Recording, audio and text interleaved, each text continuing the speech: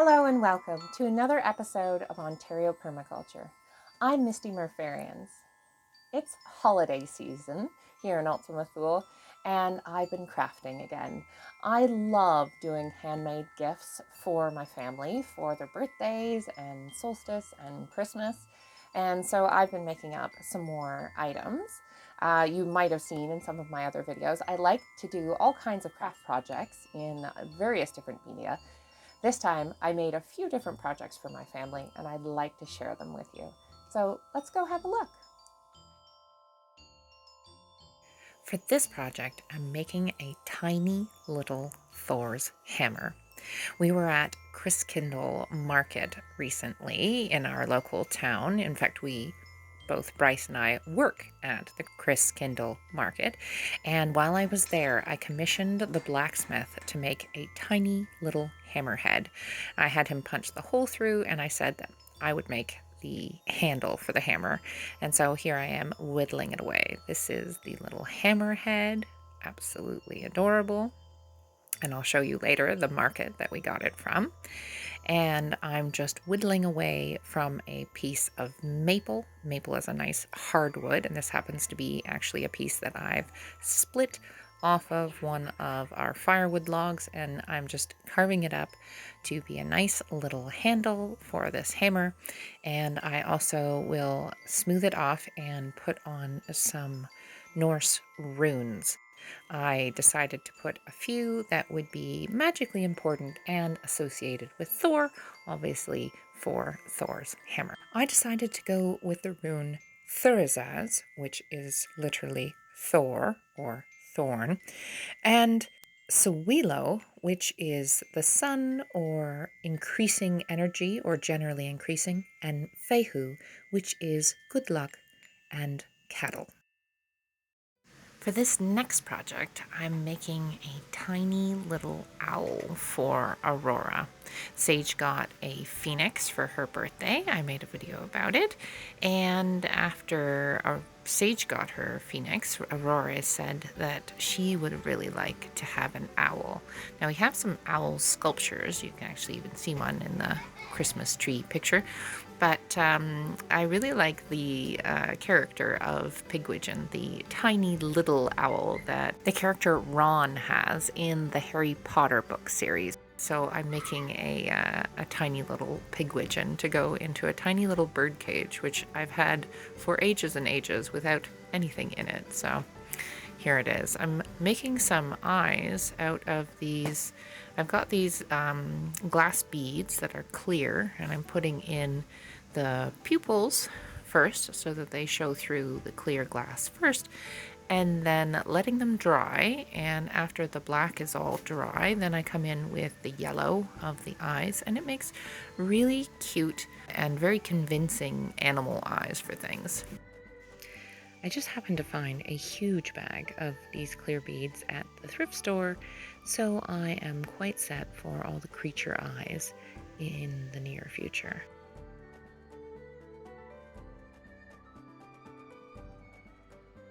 While those dry, so I can put on the next layer, I bend up some fencing wire that we also use for chainmail, and I'm making it into the little feet.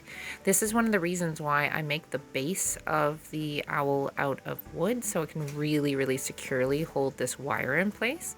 Basically, leave one spike upward as the sort of ankle to pop in, and then I bend back and forth a zigzag until I've got 3 toes in the front and 1 toe at the back. If you space them out correctly, it can hold up your project really nicely, and once they're all wired up, they really do make a very nice little foot. Of course, this kitty wants to intervene and play, but I get back to work because, of course, if I stopped to play every time a kitty wanted to play, I wouldn't ever get anything done. If you're building one of these and you want your little creature to stand, sometimes you have to fiddle around and spread out the toes so that they will be balanced and support each other. And of course, you need to make them a fairly equal length. Now I'm just coming back and bringing in the iris color for the eye. You can paint the whole surface because the black is already on the inside, and you'll see that from the other side. In this case, we're just putting in a little bit of yellow for some bright golden eyes. Here I'm wrapping some masking tape around the wire feet. This fills in the flesh of it. And if you start it on a bit of a cone shape, it ends up giving you a nice little point for the toe, and you can wrap it very, very tightly. Obviously, you just then repeat one toe after the other and then filling in the ankle portion. And once they are all complete, you can glue them onto the base and make sure it's nice and secure. Once I've got the glue gun going, I put on the now dried eyes in the correct position on the head, and they're tipped around the surface a little bit so that they don't sit exactly side by side. They went on a little wonky, but hey, everyone likes a wonky owl. So I've saved some duck feathers from my yard. We have Muscovy ducks that are just free ranging, and at this time of year they lose quite a lot of feathers, and they end up blowing into the rock edgeways of the gardens. And so I went out with a pocket and filled them up, and in this way I find a use for all of the feathers floating around my yard. Equally, you could save some if you were processing birds for meat or something like that, and they do make cute little crafts. Once I've lapped up all the feathers, I paint the talons and she's ready.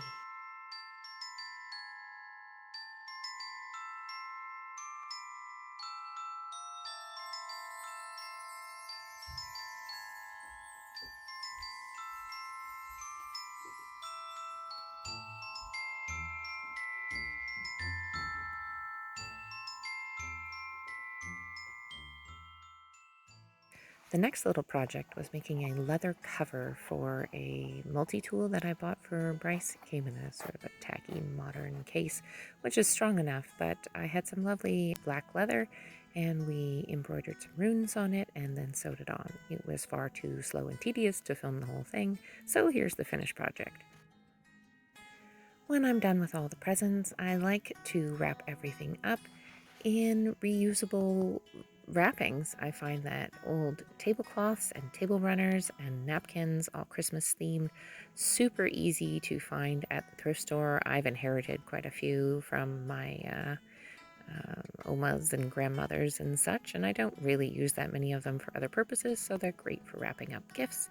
And of course you can rewash them as you cannot with recycled paper bags, and it doesn't create as much waste as it does with wrapping paper and tape and all that lot. So that's what I do, and I really think it looks pretty underneath the tree.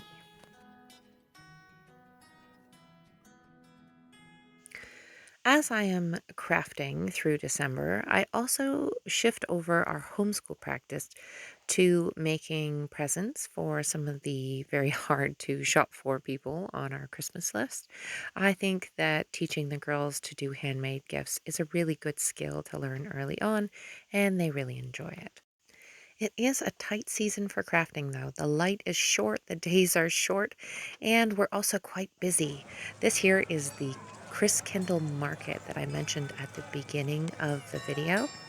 This is an enchanting European-style market that is held by some dear friends of ours at their farm.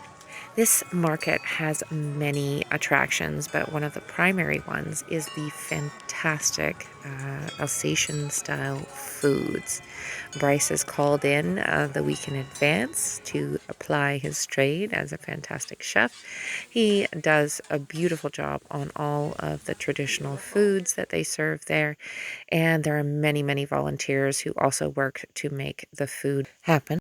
Here we see some delectable apple fritters. Hi, everybody. How's it going here? Hello, wonderful, splendid. Having a good night tonight?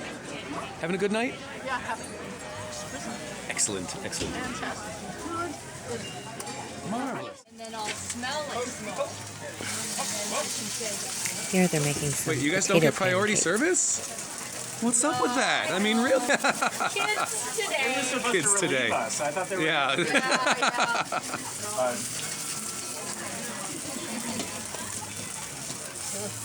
Well, I can get a shot of that one. Oh yeah, it's a star. Speaking of stars, my job is as the Star Queen. You can see me here in my sparkly getup. As the Star Queen, it is my job to hand out little tokens to the children every year, and I delight in this job. There are many volunteers here, one operating this amazing musical instrument. There's volunteers coordinating things. There's the blacksmith. There's demonstrations on different activities and lots for the kids to do. So it really takes up the first part of December, and it's something we often look forward to.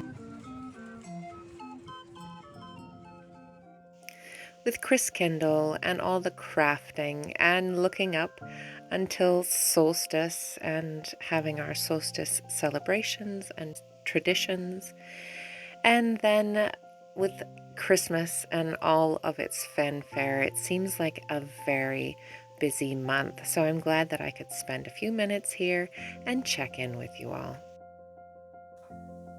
Thanks so much for watching, folks.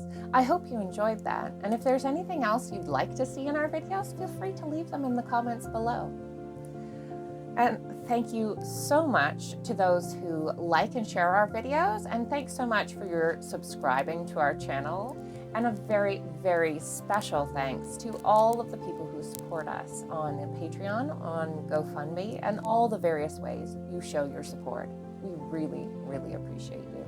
Until next time, and happy holidays.